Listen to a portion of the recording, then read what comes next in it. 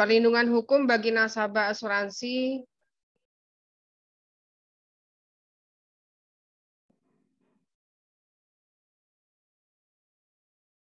Panjang amat, ini ganti yang aja. Yang gagal. Yang gagal klaim.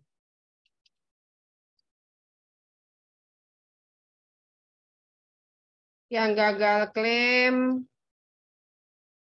berdasarkan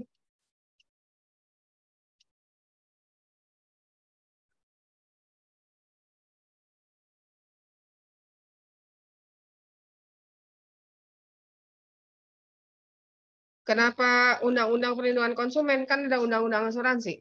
Memang undang-undang asuransi nggak ngatur Iya nasabah Bu, asuransi kayaknya yang itu gagal klaim. Hah? kayaknya saya keliru Bu waktu pengajuan kan. Bu maaf ya off cam kamera Iya. laptop saya rusak. Heeh. Waktu pengajuan itu saya keliru keburu ngajuin perlindungan konsumen terus diokein. Pas saya baca-baca ternyata kayaknya lebih ke undang-undang asuransi ya Bu, tentang asuransi lebih banyak mengaturnya. Nggak tahu kalau ibu mah. Ibu aja nanya. Kan yang neliti kan Iya, Almira. iya Bu. Heeh. Harusnya Gimana infokan saya itu undang-undang sih Bu. asuransi ngaturnya? Ada kok Bu. Apa? Pasal berapa tuh yang dia atur nasabah asuransi yang gagal klaim itu? Pasal berapa? Bentar Bu.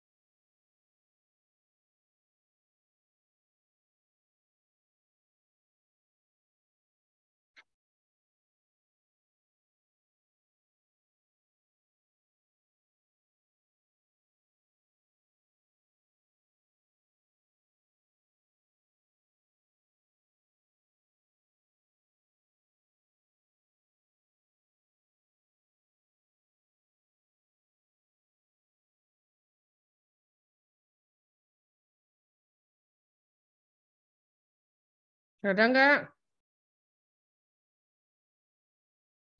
Bentar Bu, belum bisa dibuka catatan saya.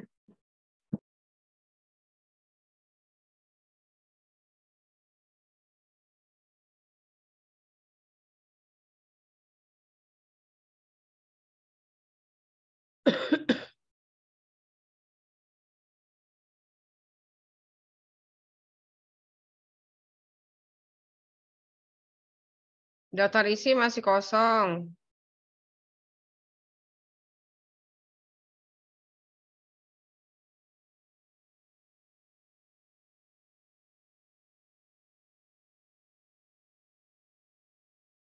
Identifikasi masalahnya.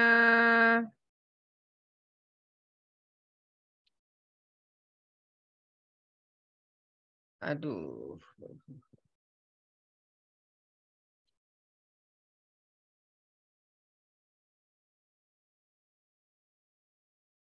Oke. Identifikasi masalah itu dibuat berdasarkan latar belakang masalah. Kalau latar belakang masalah bentuknya narasi, menceritakan gitu ya, maka kalau identifikasi masalah bentuknya pointer. Yang diambil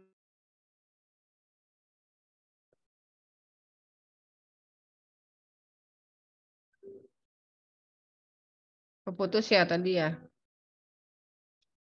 Iya. Nih, karena dia namanya kan identifikasi masalah, berarti kita sedang mengidentifikasi masalah yang ada di latar belakang masalah. Yang namanya masalah itu bentuk kalimatnya pasti negatif. Maka di latar belakang masalah itu carilah kalimat-kalimat negatif yang ada di situ. Mari kita lihat sama-sama kalimat nomor 1 di identifikasi masalah, apakah ada kalimat negatifnya. Bentuk pertanggungjawaban yang diberikan perusahaan asuransi bagi nasabah jika mengalami kerugian selama menjadi klien perusahaan tersebut sesuai dengan aturan yang ada, yakni Undang-Undang Perlindungan Konsumen. Kalau udah sesuai kan berarti nggak ada masalah. Padahal identifikasi masalah itu gunanya untuk mengidentifikasi masalah yang terjadi. Nah, kalau nggak ada masalah berarti nggak bisa diangkat jadi skripsi. Gitu.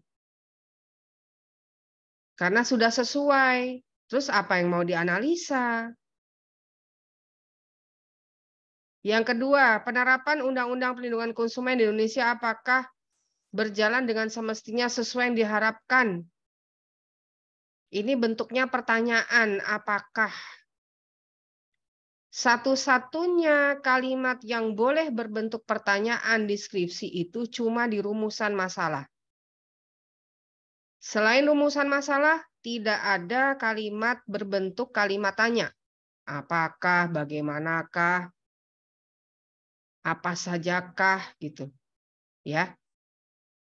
Identifikasi masalah, bentuk kalimatnya berupa pernyataan.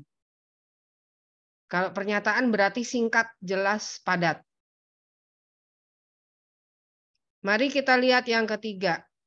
Pemberian wawasan yang cukup bagi konsumen tentang barang dan jasa yang dibeli. Apakah sesuai? Kan ada lagi kalimat tanya. Jadi harus diperbaiki semua. Sangat mudah membuat identifikasi masalah. Karena sebelum peneliti membuat identifikasi masalah, dia sudah membuat latar belakang masalah duluan. Jadi tinggal dilihat aja latar belakang masalahnya. Ambil kalimat-kalimat negatif yang ada di latar belakang masalah, taruh di identifikasi masalah, kalimatnya dirubah. Namanya parafrase. Parafrase adalah membuat kalimat yang baru dengan makna yang sama. Gitu ya. Jadi nanti bimbingan berikutnya, identifikasi masalahnya sudah berupa pointer yang berupa pernyataan yang diambil dari latar belakang masalah, tidak copy paste. Jadi kalimat di latar belakang masalah itu diparafrase. Cari kalimat yang lain tapi artinya sama. Rumusan masalahnya. Bagaimana perlindungan hukum yang diberikan kepada nasabah asuransi yang mengalami gagal klaim asuransi berdasarkan Undang-Undang Perlindungan Konsumen? Peneliti masih bimbang mau pakai Undang-Undang Asuransi atau pakai Undang-Undang Perlindungan Konsumen, dan masih tidak tahu apakah di Undang-Undang Asuransi mengatur tentang gagal klaim nasabah asuransi. Sampai sekarang masih dicari kan?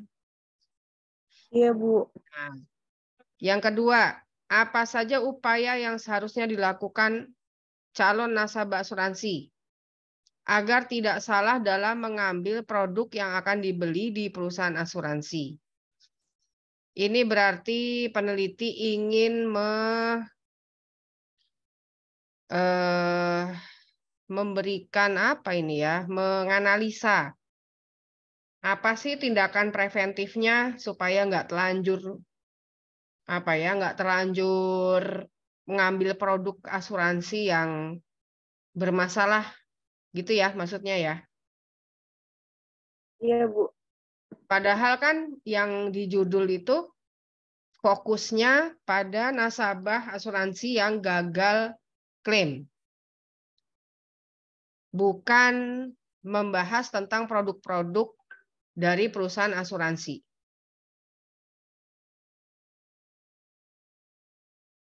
Benar nggak? Betul, Bu. Nah, berarti rumusan masalah nomor 2 tidak ada hubungannya sama rumusan masalah pertama dan dengan judul.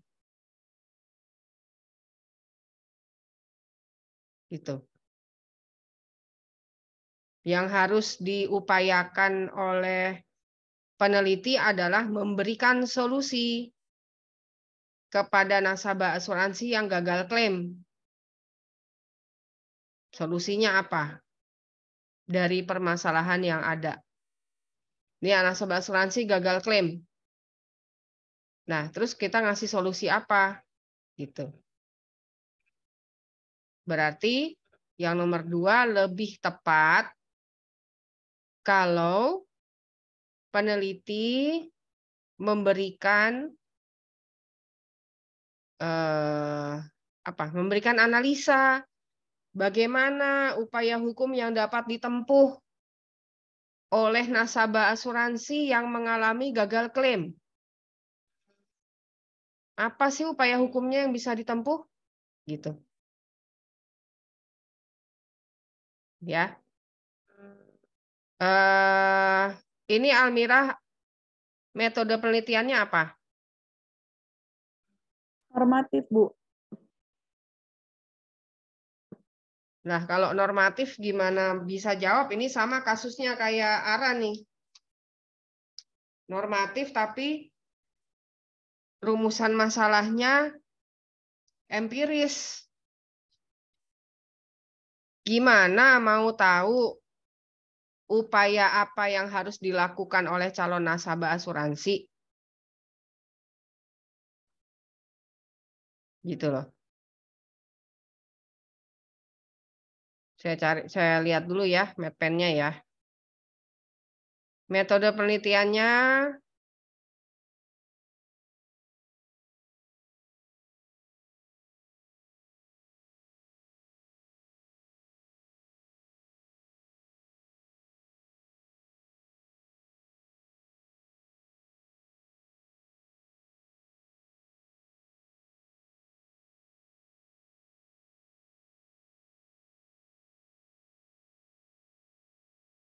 daftar pustakanya coba.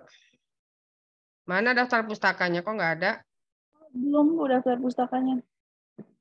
Ya, ini sih masih mentah ini. Dilengkapin dulu deh, baru bimbingan ya. Jangan lupa buku dan jurnalnya 20 minimal. Buku 10, jurnal 10, buku 15, jurnal 5 gitu. Ya, akumulasi dari buku dan jurnal. Oke, Almirah. Dilengkapin Bu, dulu baru maju. izin bertanya, apa kalau misalnya yang tadi rumusan masalah yang kedua itu kan lebih ke empiris, berarti kalau bisa saya ganti ke normatif, bisa kan Bu tetap saya normatif metode penelitiannya? Mau gimana normatifnya? Nah, misalnya saya rubah Bu yang kedua itu. Gimana? Maksudnya gimana? Iya, jadi nggak upaya yang apa yang diberikan solusi itu loh, Bu. Nah, terus ngapain nulis skripsi kalau nggak ngasih solusi?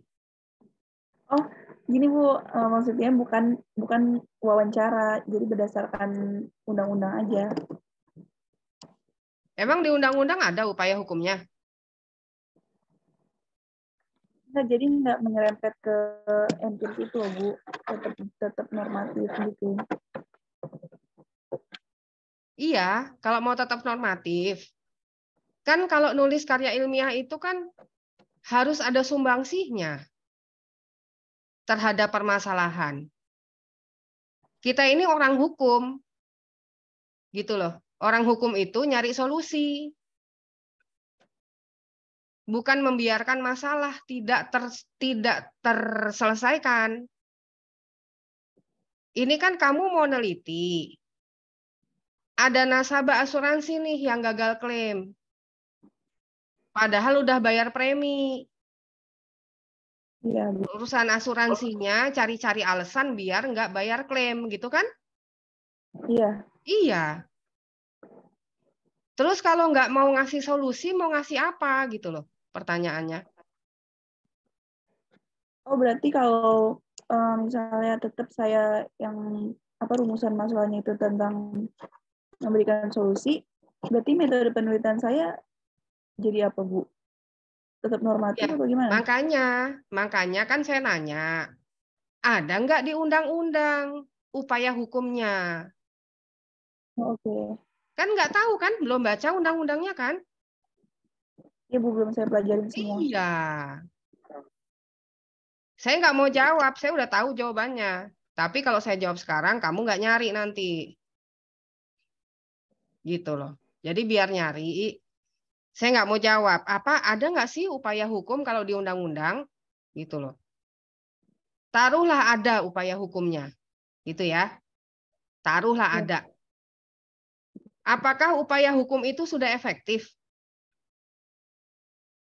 Kan gitu.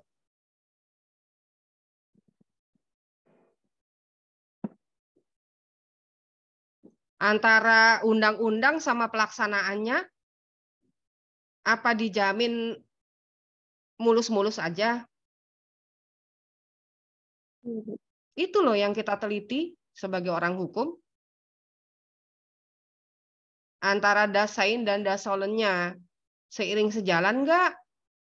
Jangan-jangan teori doang. Sementara pelaksanaannya di lapangan jauh daripada teori. Gitu. Bisa ditangkap nggak, Almira? Tadi putus. Ya, bisa dipahami nggak? Bahwa menulis skripsi itu tidak hanya sekedar menulis, tidak hanya sekedar menggugurkan kewajiban, tapi ada sebuah pembelajaran untuk peneliti bahwa hasil penelitiannya itu berguna untuk pembaca. Ketika pembaca baca skripsi kita, baca karya ilmiah kita, dia menemukan solusi. Gitu. Walaupun solusinya cuma satu, gitu ya.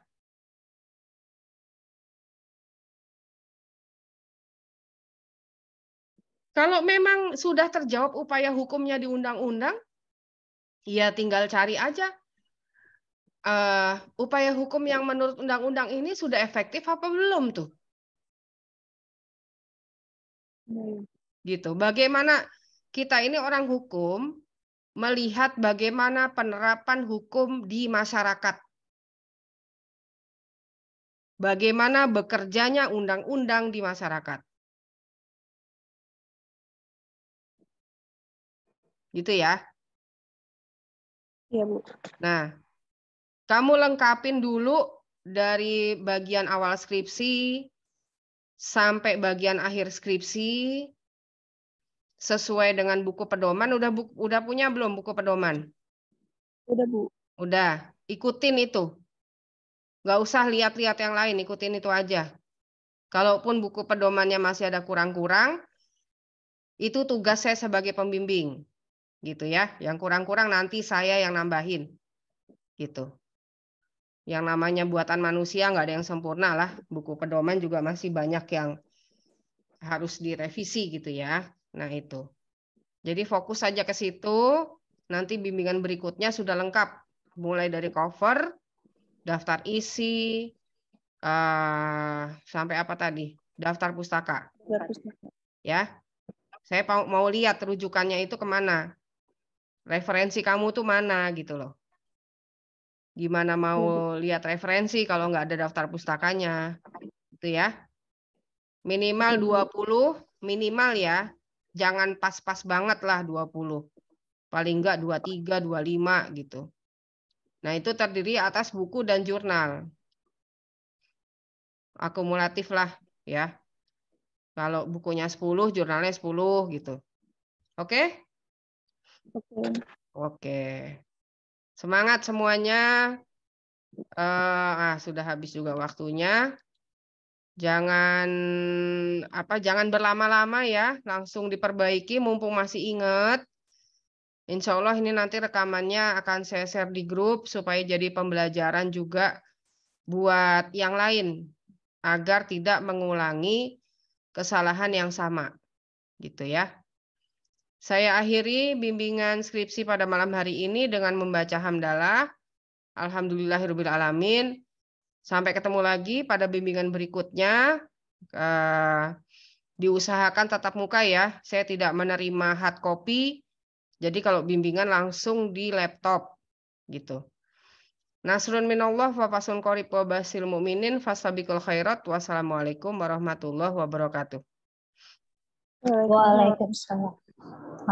Terima kasih ya Bu. Sama-sama.